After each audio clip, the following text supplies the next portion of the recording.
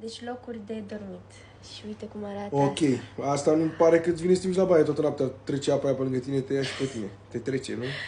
Mă, că e frumos rău să vezi tot așa, să fii sub un... Și deschizi ochii noaptea, vezi rechinul cum se uită pe tine așa? Cum trece așa? Între ochii? Dai mă, un 6. 6? Bine, hai. Deci sunt 4. Mamă, ăsta... Și asta e nep, Eu nu nu e... văd. Stă pe un pat cu de la și apă, gen.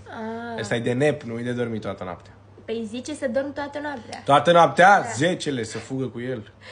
Da. În mașină am trăit multe de-astea. Ai trăit multe de astea acum? Am mai dormit și eu pe mașină. Tu ce vrei? Eu își dau un 5. Nu mai dau un 8. Nu, 8. Am dat la camera aia. Asta și dăm mașină 5. Pe câmp? 9. Un 9 Da. cinstit.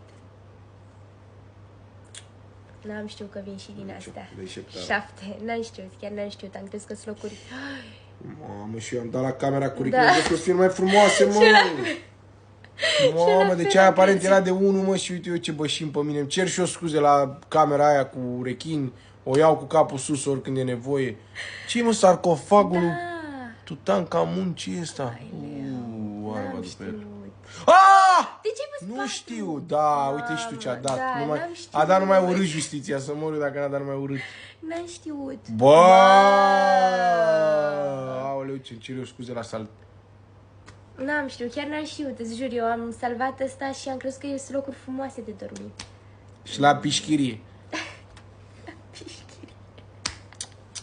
N-am știut.